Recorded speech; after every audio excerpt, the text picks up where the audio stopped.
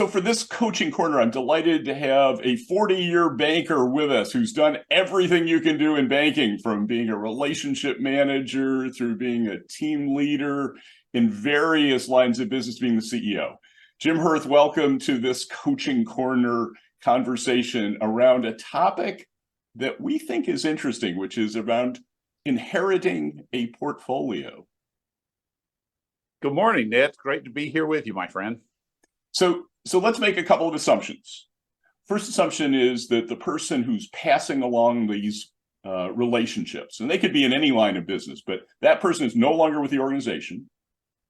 Okay. The second assumption is that you who are inheriting this are new to the team, new to the group. You may be somebody that's come out of some kind of a training program. You may be somebody who's coming in from outside the organization.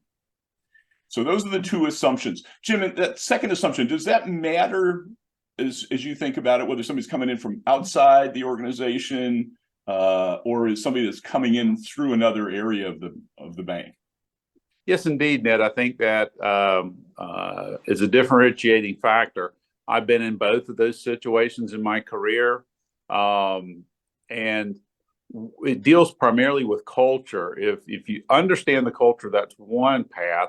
If you're new to the culture, you're adjusting on the fly a little bit. So, that's one that is very important, I think, as we move through these opportunities, as the inheritor is understanding where I sit, as the new relationship manager. And it's very important, Ned. And it's not impossible at all to adjust a culture and a new portfolio. Okay.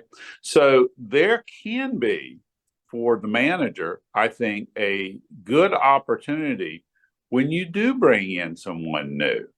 Okay. From an outside, there are similarities in the top two or three things you want to focus on. However, from the outside and inside, that really make no difference. They're with how we work with our clients. So you and I have talked a little bit about this in past lives. I think it's valuable as a manager, bringing a new person to the organization to expose them to relationship management as it's done in your organization. And one of the best ways to do that is to assign some relationships, even if the primary focus of the person coming in is new business development.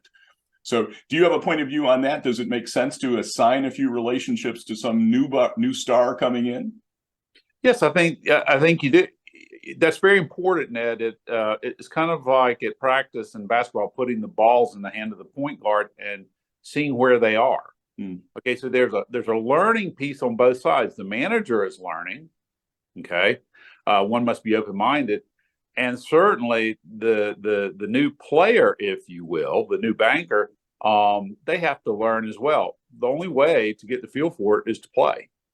And so you get in, and I think you get in quickly. When I say that, not rush out to, quote, sell things to people, but deep dive into the relationship management expectations and culture. And you know me, Ned, over all these years, I'm always looking for new opportunities in relationship. Therein lies the opportunity, I think, for the new entrant is, okay, I'm getting these somewhat maybe static relationships, if you will, but what's out there? What can I do for the client? How do I cement them closer to us as the institutional eyes now, but the institutional eyes are mine. So I will say I have a very different view from the previous account officer, whether it was a positive parting or a negative parting.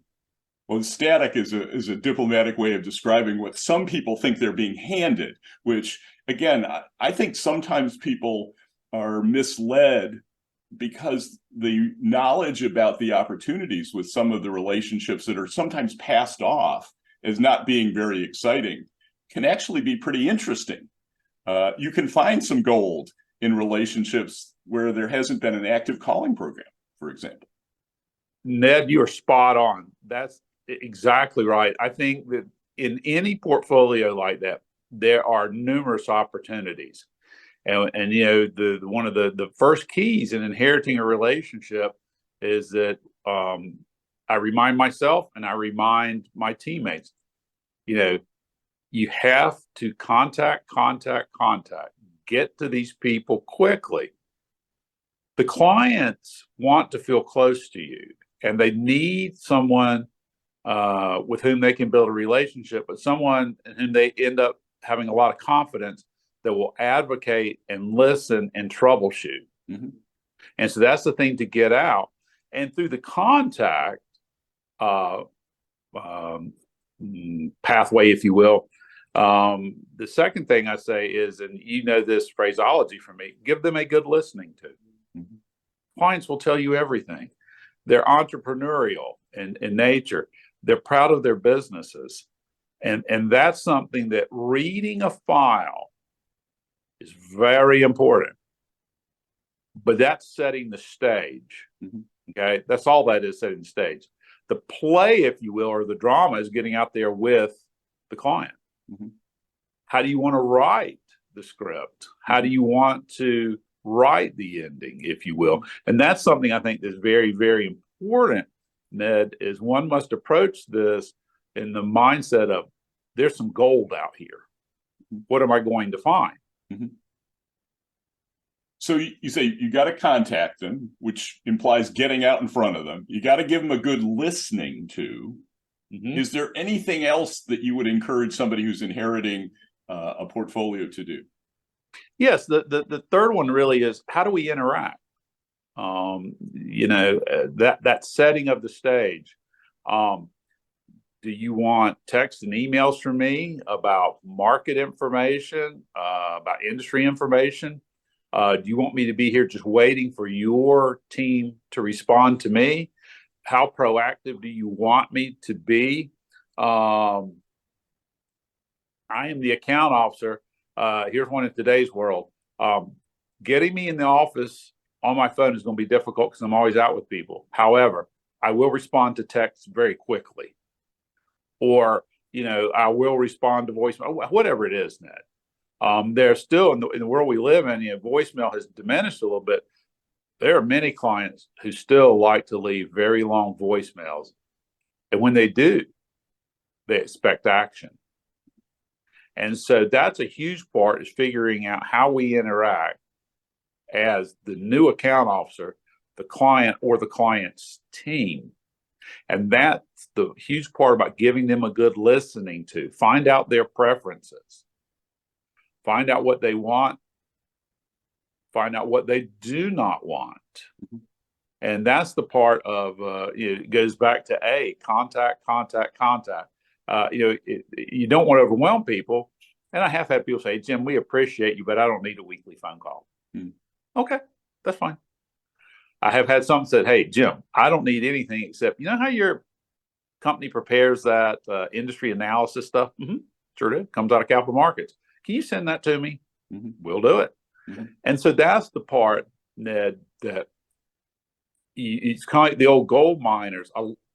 People don't realize in the mining world how much work there is in a preparatory fashion, Ned, before you find the metal or whatever you're looking for in the ground. You know, diamonds don't come out of the ground the first year.